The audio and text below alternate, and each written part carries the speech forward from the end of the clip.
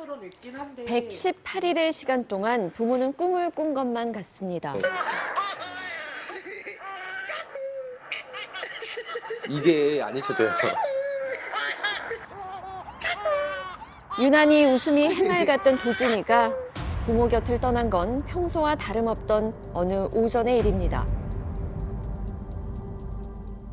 11시쯤 넘어서 애가 막 울면서 깼어요. 배고픈가 보다 해가지고 분유를 타고 와서 알아서 먹이는데 울음을 안 그치고 먹는데도 계속 우는 거예요. 5분에서 한 10분 정도 달랬나?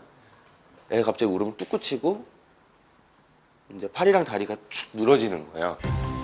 응급 상황이라 직감한 부모는 대학병원으로 향했습니다. 팔부터 시작해서 다리, 그다음에 얼굴, 그다음에 무까지 이제 경련을 일으키다가 중간에 눈도 뒤집히고 막 콧물 흘리고 이제 대변도 갑자기 설사가 이렇게 나오고 이런 증상이 있었어요.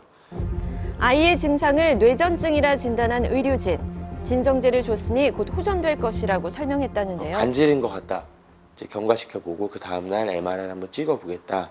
저희가 이제 MRI 오늘 찍으면 안 되냐라고 물어봤어요. 근데 그건 병원 사정상 안 된다고. 의료진의 설명과 달리 아이는 의식을 차리지 못했습니다. 뇌 척수액 검사와 뇌 CT 검사를 진행한 결과 아이의 증상은 뇌전증이 아니라 뇌출혈이었다는데요. 응급수술을 받았지만 아이는 끝내 눈을 뜨지 못했습니다. 단 하루 만에 벌어진 일. 엄마는 아이의 죽음을 좀처럼 납득하기 힘듭니다. 이게 저희가 그다가 좀 힘들게 해가지고 좀 힘들게 나와서 그런지 더 좀 그런 게 있는 것 같아요.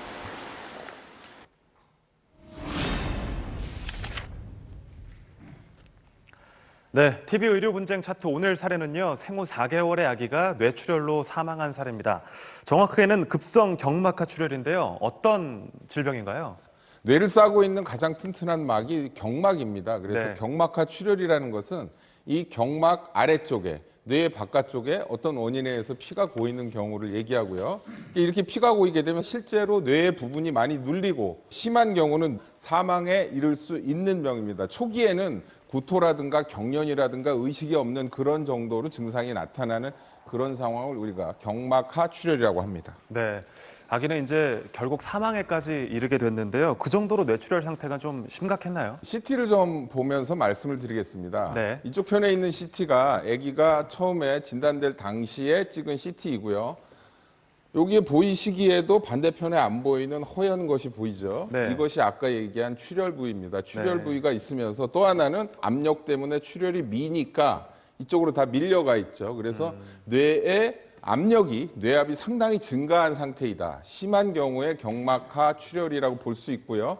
수술을 해서 사망하기 전에 찍은 CT를 보면 이쪽 부분 전반적으로 뇌 기능이 거의 없는 생명을 구할 수 없는 그런 상태였다고 판단이 됩니다. 네, 뇌출혈 발생 원인에 대해서 좀 논란이 있는 상황인데요. 가족의 이야기 좀 더 들어보시죠. 지병 탓에 임신과 출산 모두 힘들다 했었는데 그렇게 접어뒀던 큰 기쁨이 찾아온 날 엄마 아빠는 혹 처음이자 마지막일지 모를 아이를 위해 많은 것을 준비했다고 합니다. 이렇게 선반 같은 거에다가 인형을 딱 지어주면서 방을 꾸며놓으려고 했었거든요. 그래서 이렇게 모았던 거라서 이 도진이 여자친구. 네, 얘가 도진이 여자친구였어요. 힘들게 얻은 아이를 잃었다는 슬픔도 잠시.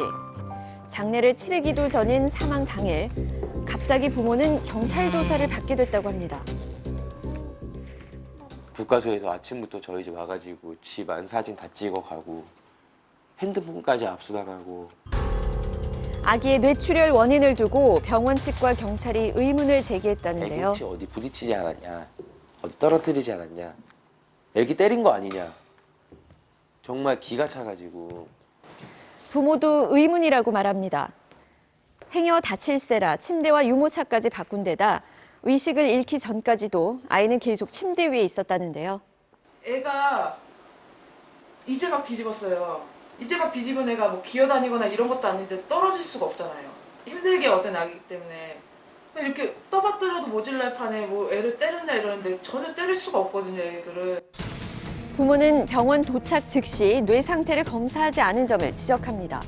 뇌출혈 진단이 늦어져 아이의 죽음을 막지 못했다는 주장인데요. 골든타임이 3시간이라고 이렇게 말을 하잖아요.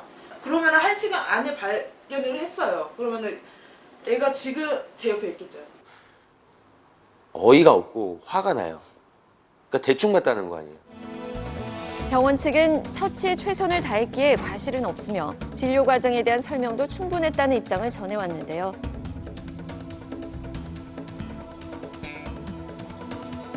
현재 경찰과 국가수에서 정확한 사망 원인을 조사하고 있습니다. 이 외인사, 그러니까 사망 원인이 병이 아닌 외부에 의해 있다는 진단 때문이라고 하는데 이런 이야기가 왜 나오는 거죠, 박사님?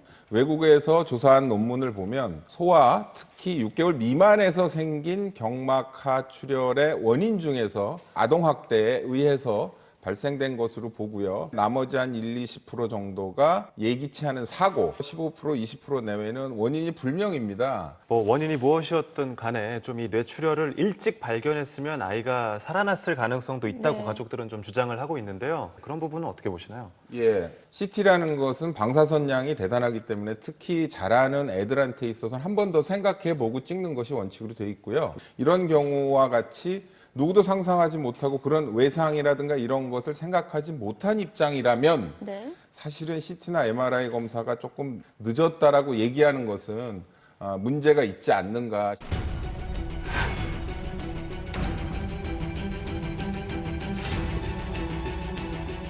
여기 이제 간호기록지인데요. 뇌척수액 검사를 하기 전에는 동공의 크기가 3mm 정도의 반응이 있었다라고 되어 있습니다.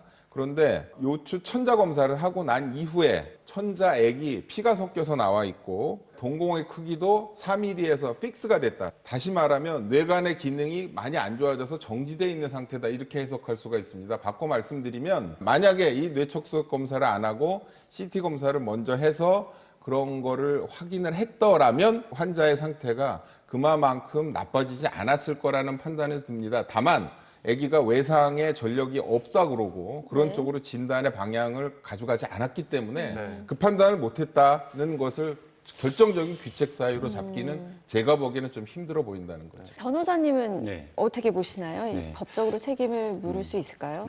유사한 판례가 있는데요. 네. 그런 뇌압 검사를 제대로 하지 않고 뇌척수액 검사를 해서 사망에 이른 거에 대해서 의료과실 책임을 인정한 사례가 있습니다. 이 사례도 사실 유사한 부분이긴 한데요.